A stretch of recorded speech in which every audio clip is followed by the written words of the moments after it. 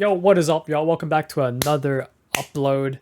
Today we got Dead by Daylight for all my Dead by Daylight comp peeps. As promised, we are continuing the bronze match for the Swish tournament. We are up to the spirit round. We just finished the bronze set, or sorry, the blight set, and we won that. So we're looking pretty good right now. We're gonna try to win the spirit round. We're playing spirit first. So I am setting the bar right now for my teammates. I'm looking for a very good result. Yeah, it's gonna be Spirit on Wrecker's Yard, so let's get right into it.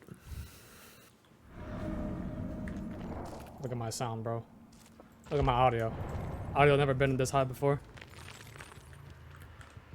Start off with the build real quick. Wrecker's Yard is a very small map for Spirit, so any sort of slowdown that can help you is great, as long as you land your phases, right? You want to make sure that the more slowdowns you have, that at least you do some damage, because if you're going to miss all your phases, then your slowdowns don't matter. There's nothing really fancy on Wrecker's Yard. There's not a lot of things that survivors can do, really. So the map is really much in your favor. You can almost teleport from one side to the other in just the add-ons that were given. I believe I'm using Duration and Speed. So you can see we have Ruin, Undying, Pop, Corrupt. I went into this match with intention the 4K period, regardless of whether or not all 5 gens pop. This map very much in favor of the Spirit. So we got a decent spawn here, and now I'm just looking for the survivors.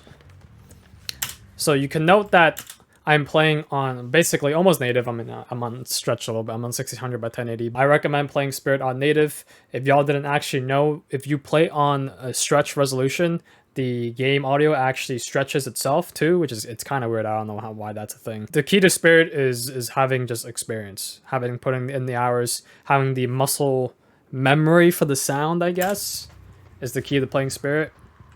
But here I started patrolling around, trying to find any survivors on my totems. They love hiding, don't they? So I spotted that lorry. And as you see here, like I said, there's not much you can do. Very nice, easy first phase. Let me lower the sound of this a little bit.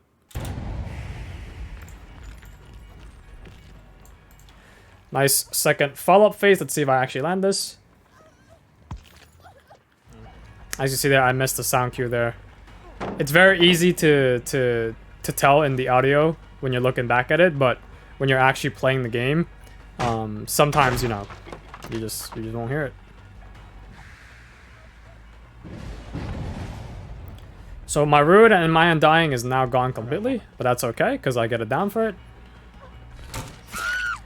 I got an audio for that. So at the very least, I made some worth with this down. I know that there is at least only one survivor on a generator, because it took 2 people to pop those hex totems, and that's why we have the pocket pop. Sometimes it's really all you need on this map of Spirit. Down there. Nice 3-gen here. So there you go, pop number 1. We still have Corrupt going on. It's very nice. Now you can actually sit here and camp. You can see the remaining Corrupt duration on the board. You have about, what, 15 seconds. This hook has already gone by for like 8, which is about half already. If you want to add it up, by the time that Corrupt runs out, you're looking at like 30 seconds after you hook somebody, and there's only 30 more seconds until that person goes struggle. So you could technically camp this out and then try to tunnel them out, but let's see what I do here. See somebody going for the save.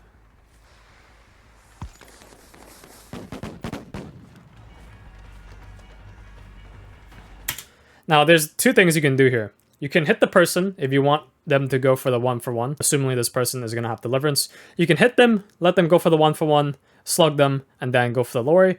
Or you can have Trigger Discipline here and just not allow them to save. So let's see what I do. I just let them go for the 1-for-1. Basically, the other way is just not letting them save, riding their back all the way up into the hook, and relying on your reaction time to get that pull when they try to unhook. So I'm going to hook. Again, you can either slug here or hook the person. I decided to just hook the person. If they have Unbreakable, it's pretty bad, in my opinion. But I should be going for the... I should actually be going for a pop here. Should be running into gens, actually. A key thing to do is pay attention to where the survivor runs. Now, why that's important is because the survivor on this map, the best thing you can do since chases aren't going to be long is run away from the generators or die in corners. It is very, very telling to know where the gens are just from the direction that the survivor is running away from. So...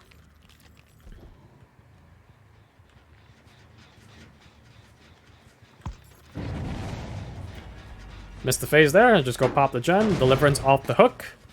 Now I can do two things right now. I can either go for this Lori, who is either should be healing with somebody or doing a generator, or I can go back to hook and risk the ESC here.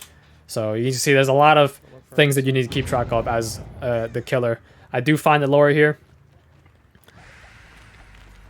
I go for the phase. I see the visual cue, and I go for the immediate pickup. Let's see, we got DS. That is indeed DS. This is unfortunate, but the thing is, with the rule set, there's only one DS on the board, so now we know that the Cheryl does not have DS. High risk of them having Unbreakable. That's just game sense going in your head. As a killer, you should know what most meta builds are in the... you should know what most meta builds are, so... I believe I should go straight for the tunnel again on this Lori.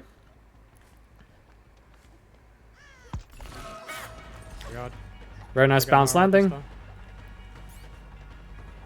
We're gonna go for a little bit of a zone here. I can just keep them here now. This is in favor of the spirit, obviously, so keeping them here is the better play. If I continue chasing them, I probably could have downed them, but I didn't know if there was a pallet in the immediate direction or not, so I just stood here. And there we go. We'll be getting our third stage, assumingly with one gen, maybe perhaps two gens being popped. Two gens might pop.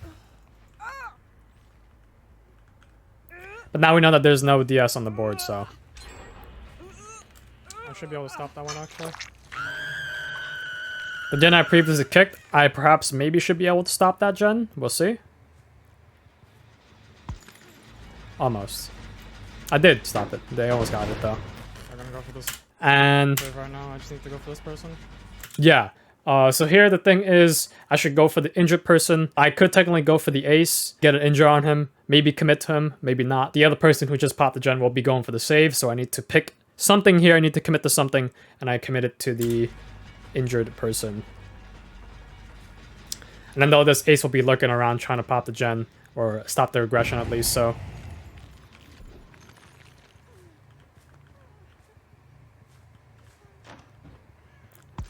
Very nice play by the Cheryl. A little bit misplay by me. Oh. Oh, that's not enough distance. And here I'm just buying time so I can get my power back. Keeping in mind that Ace is progressing the gen. Very nice. Again, it's very hard to predict what the spirit's going to do here. It's kind of really much in your favor. You just have to have the patience. I don't think I'm going to be able to stop that gen from popping, but the good news is that they won't be popping another gen.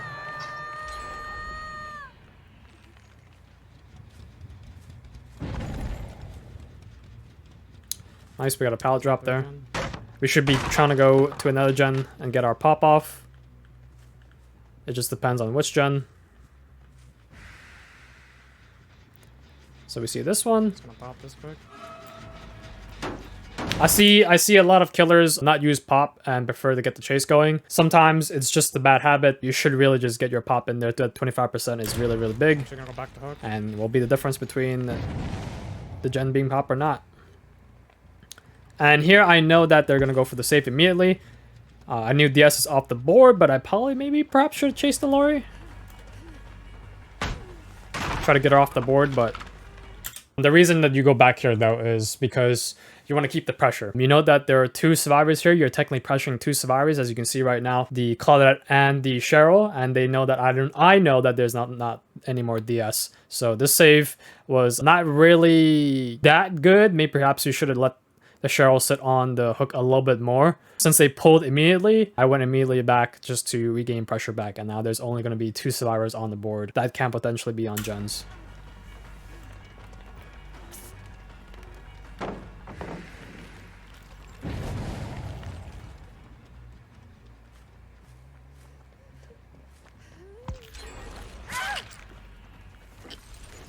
Kill. Now, Even though I popped that gen popped extremely fast. So I'm thinking that the ace would have to have doubled that gen with the Lori. Unless that Lori finished the 2-box. Oh, never mind. The Lori had 2-box left. They popped that gen. We now know though the next gen that is progressed, so that's good for us. Oh, this Cheryl is dead.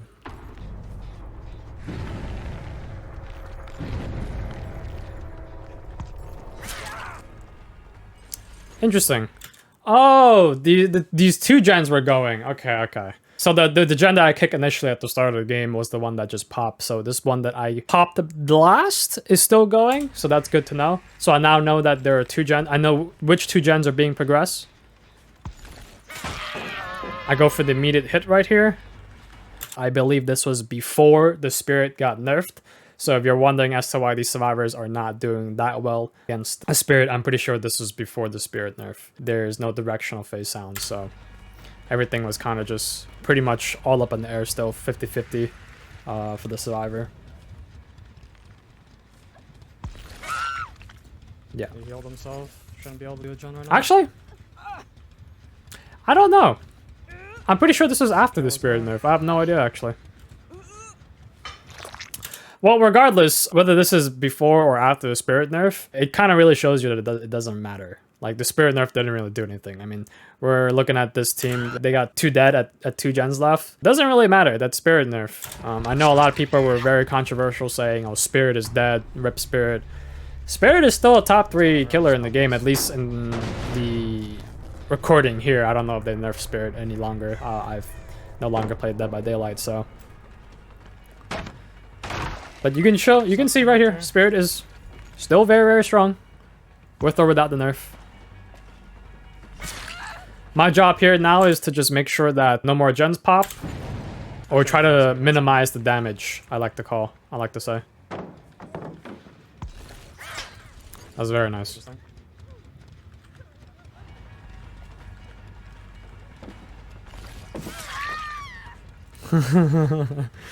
Yo, that VeryTrackDisco net, you feel me?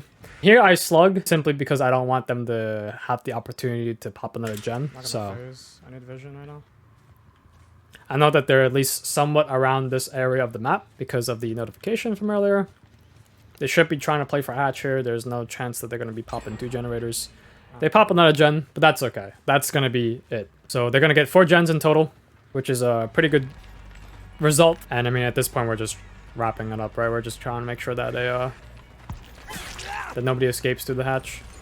Yeah, this is definitely after the spirit nerf. You can definitely tell through the different chase music. Regardless, still a very good showing that the spirit nerf does not matter. Up and there you go. 4K at 4 gens. No deliverance on the board, so I'm just gonna hook all of them in the basement. But there you guys go. Hope y'all enjoyed this video. Hope you all enjoyed the commentary.